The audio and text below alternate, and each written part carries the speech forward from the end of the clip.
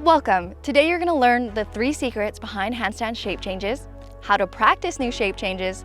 I'll demo 10 handstand shape variations including easier and harder modifications, plus I'll give you a handstand flow challenge at the end. When I started learning how to handstand, I was eager to learn new handstand shapes. I'd spend hours upon hours scrolling Instagram, saving every video related to handstands, only to lose the video by the time I wanted to reference it, or I'd realize that the video that I saved was a handstand variation that was so far out of my level that I'd feel pretty discouraged. Now that I can actually hold a handstand, I want to save others from wasting their time and provide this one resource that you can reference throughout your entire handstand journey.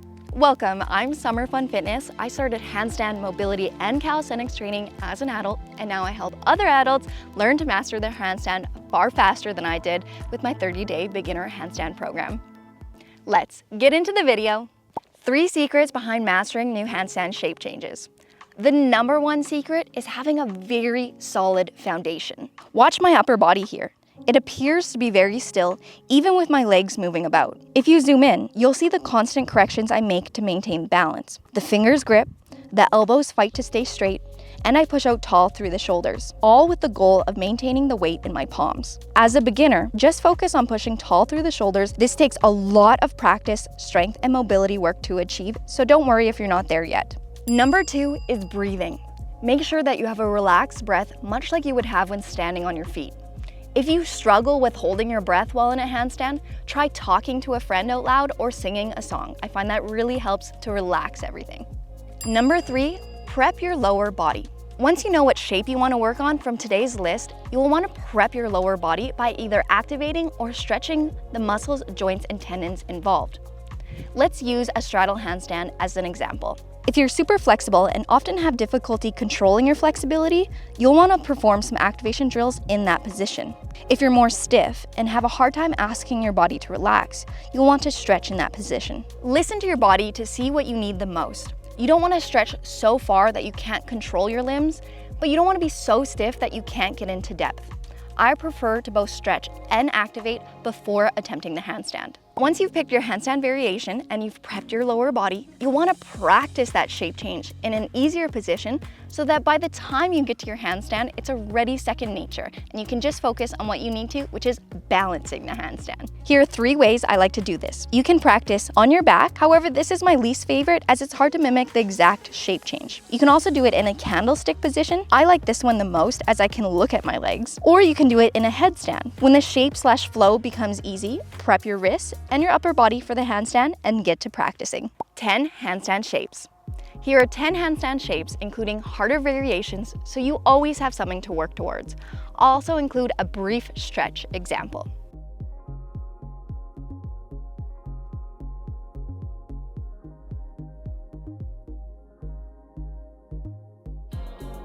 When you go to kick up, keep this thigh close to your stomach. Try to keep the weight 50% and 50% on either side of your body. Then kicking up, starting in a little stag. When you feel comfortable, you can begin to open more and more as long as you're opening on the front and back side equally. Then when this stag starts to feel easy, you can begin to turn it into a hollow.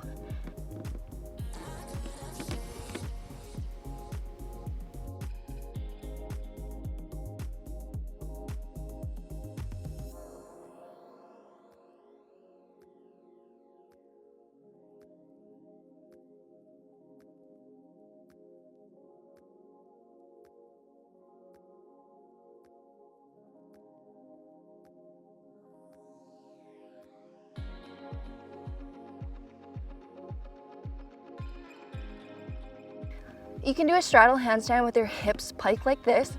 This is easier to balance as your legs just rest in your hip sockets. You can also do it with your hips extended like this. To make this harder, you can shift your gaze.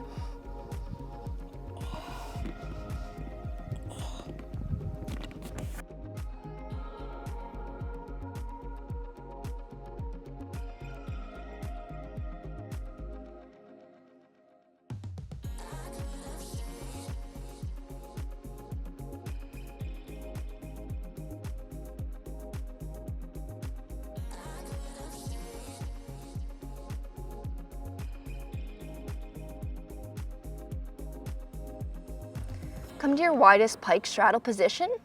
Keep your thighs towards the ground and then bring your toes together, and now you have a diamond. When that comes easy, you can add a bit of a side bend to it.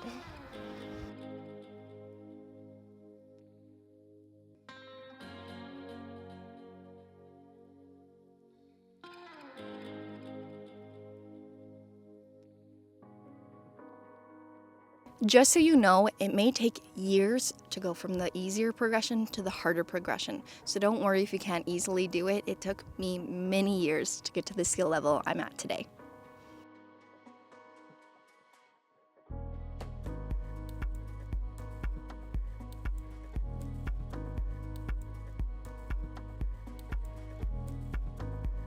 For your regular handstand, you need to make sure that your wrists are under your shoulders, you're breathing into your stomach, and you're slightly inwardly rotating your hips so that your legs can touch.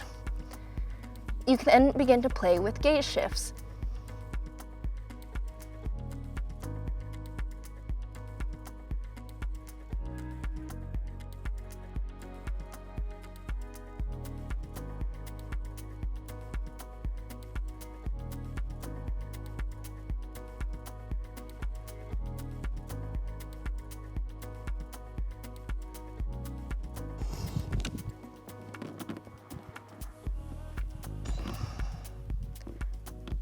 The tuck handstand is a great way to learn how to push through your shoulders.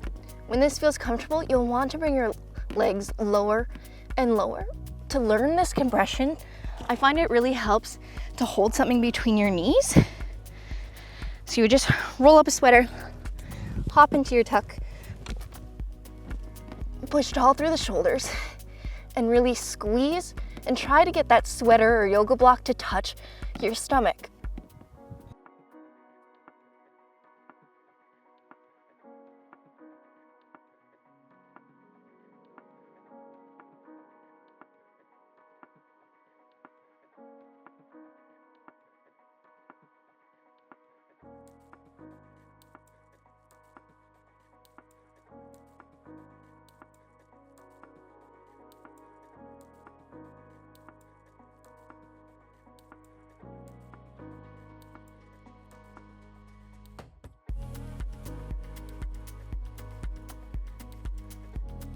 You'll want to be comfortable in a tuck before attempting this next drill, which is a single leg 7. From there, you can work on both legs.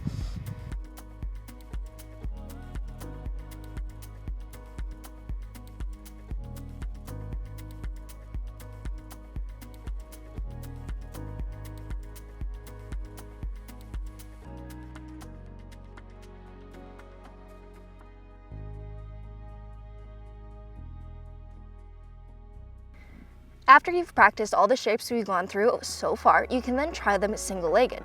For example, you could do single leg diamond, single leg straddle, single leg tuck, and run through the entire list.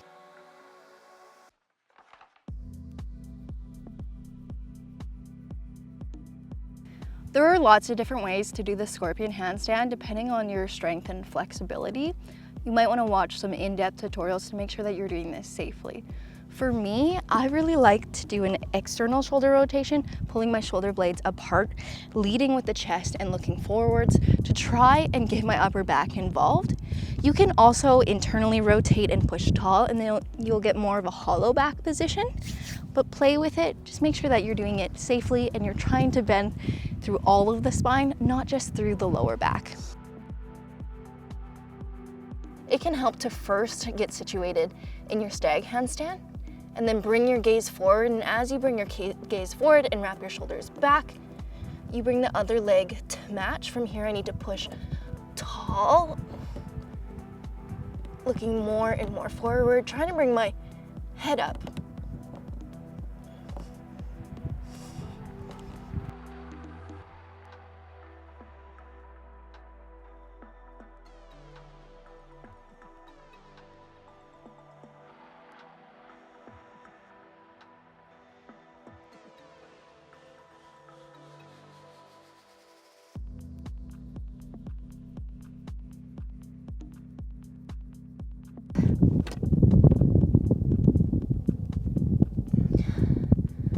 The airwalk that I like to do is the same as the moonwalk, so you want to practice on your feet first.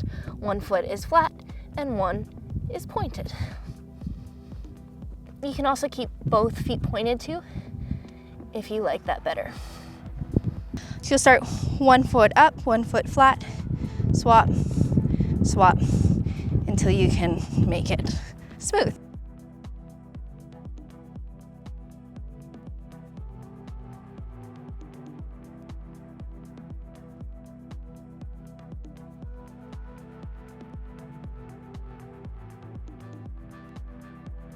Come up to your straight handstand and then point your thighs towards one another. Make a big circle with your feet. Bring your feet together as you open to diamond, then 2 straddle, and then you're gonna flex your feet and come up.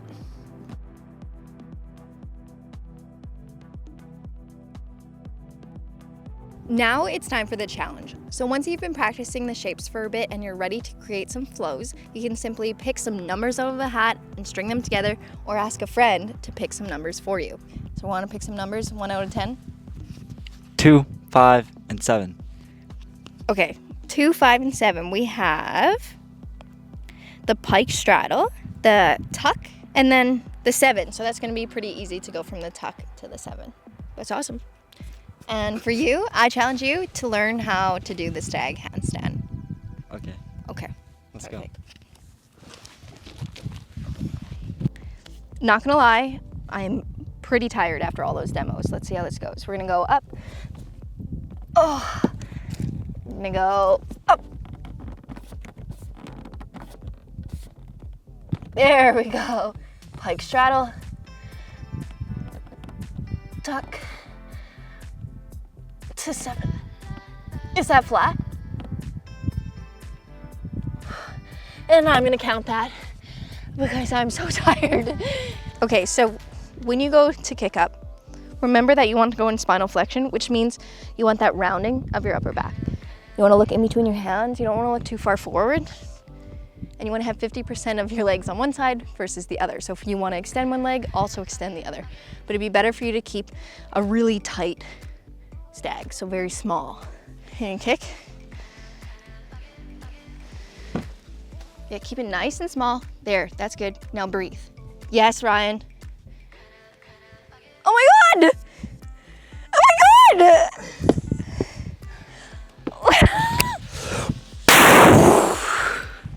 Explosions! That was amazing. Wow, ouch. My wrists are sore. Okay, now do you want to try going straight to stag? No, I know. Are you sure? Yeah. That was so good though. First time doing stag today. Well, ever. Okay, that's all he's got in him, so time to move on. There are so many more shapes and flows that you can learn. If you want more advanced versions, just give this video a thumbs up and let me know in the comments below, as I'd love to make a part 2 for you. And if you want to learn how to handstand as quickly as possible, check out my 30-day handstand program, or try this follow along beginner handstand workout a few times per week. And as always, thank you for being here.